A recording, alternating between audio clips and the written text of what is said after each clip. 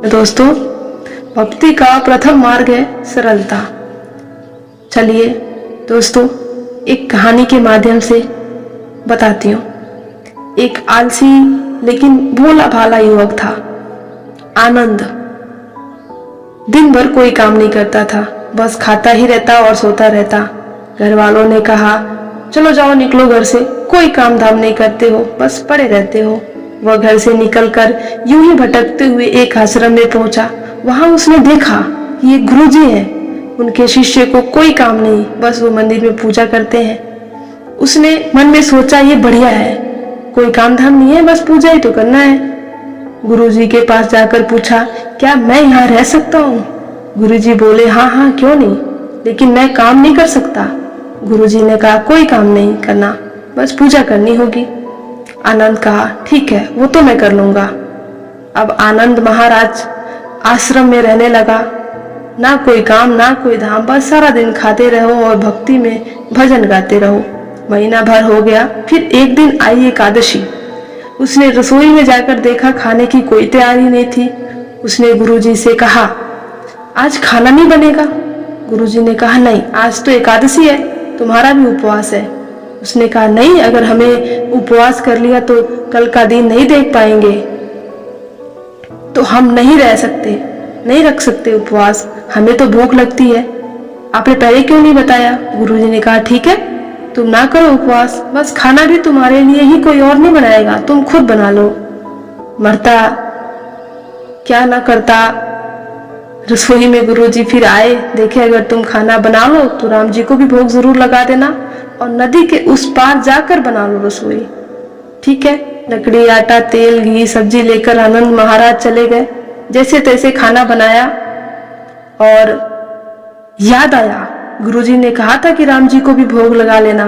वह भजन गाने लगा, आओ मेरे राम जी भोग लगाओ, श्री प्रभु राम आइए, श्री राम आइए, मेरे भोजन का भोग लगाइए।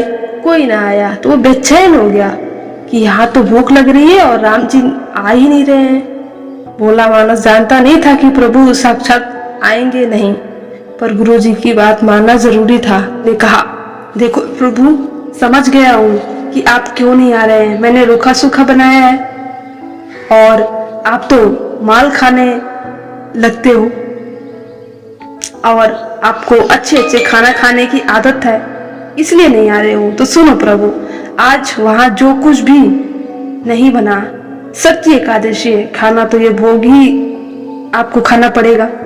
श्री राम अपने भक्त की सरलता पर बड़े मुस्कुराए और माता सीता के साथ प्रकट हो गए। भक्त असमझ में, गुरुजी ने तो कहा था कि राम जी आएंगे, पर यहाँ तो माता सीता भी आई हैं और मैंने तो भोजन बस 2 लोगों का ही बनाया है। चलो कोई बात नहीं, आज इन्हें ही खिला देते हैं। बोला, प्रभु मैं भूखा रह गया, लेकिन मुझे आप दोनों को देखकर बड़ा अच्छा लगा, लेकिन अगली एकादशी पर ऐसा न करना, पहले बता देना कि कितने जने आ रहे हो, और हाँ, थोड़ा जल्दी आना। राम जी उसकी बात पर बड़े मुदित हुए, प्रसाद ग्रहण करके चले गए। अगली एकादशी तक ये भोला मानस सब भूल गया। उसे लगा प्रभु ऐसे ही आते होंगे और प्रसाद ग्रहण करते होंगे। फिर एकादशी आई, गुरुजी से कहा, मैं चला खाना बनाने। गुरुजी, थोड़ा ज्यादा अनाज लगेगा, वहां 2 लोग आते हैं। गुरुजी मुस्कुराए और भूख के मारे बावला है। गुरुजी मुस्कुराए और फिर उसे बोले, ठीक है, तुम अनाज अधिक ले लेना।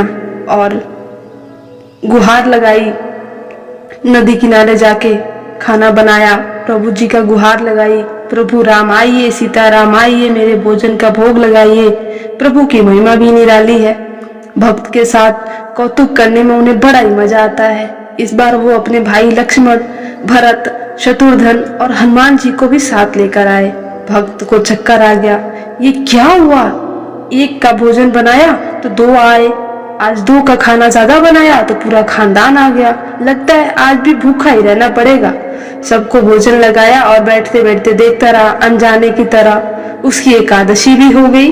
फिर अगली एकादशी आने से पहले गुरुजी ने कहा, गुरुजी से, आपको प्रभु राम जी अकेले क्यों नहीं आते?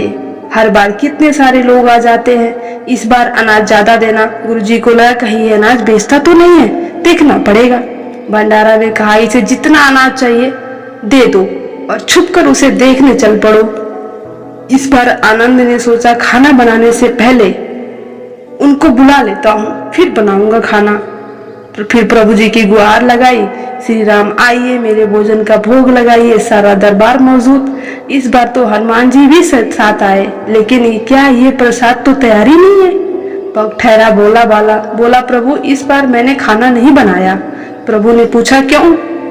फिर वो बोला, मुझे मिलेगा तो नहीं, फिर क्या फायदा बनाने का, आप ही बना लो और खुद ही खा लो। राम जी भी मुस्कुराए, सीता माता भी गदगद हो गई और उसके मासूम जवाब से लक्ष्मण जी भी बोले, क्या करे प्रभु? प्रभु बोले, भक्त की इच्छा है, पूरी तो करनी पड़ेगी, चलो लग जाओ। फिर एक तरफ सीता मैया आटा गूंदने लगी, भरत लक्ष्मण लकड़ी उठाई और तो कई ऋषि मुनि यक्ष गंधर्व प्रसाद लेने आने लगे।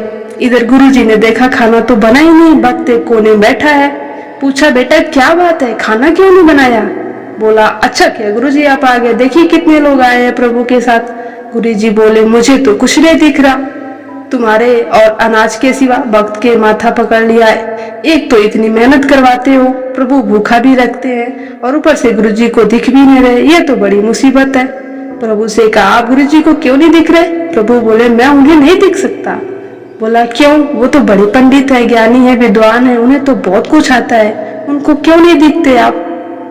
प्रभु बोले, माना कि उनको सब आता है, पर वो सरल नहीं है तुम्हारी तरह, इसलिए उनको नहीं दिख सकता। आनंद ने गुरुजी से कहा, गुरुजी प्रभु कह रहे हैं आप सरल नहीं है, इसलिए वो आपको नहीं दिखेंगे। गुरुजी रोने लगे, वाकई में सब कुछ पाया पर सरलता नहीं पाया तुम्हारी तरह, और प्रभु तो मन की सरलता से ही मिलते हैं। प्रभु प्रकट हो गए और गुरुजी को भी दर्शन दिए। इस तरह वक्त के कहने पर प्रभु ने रसोई भी बनाई। तो सरलता बहुत जरूरी है भगवान जी को पाने के लिए, उनका दर्शन करने के लिए। दोस्तों, अगर आपको ये कहानी पसंद आई तो प्लीज चैनल को सब्सक्राइब कीजिए, लाइक कीजिए और अपने परिवार के साथ खुश रहिए।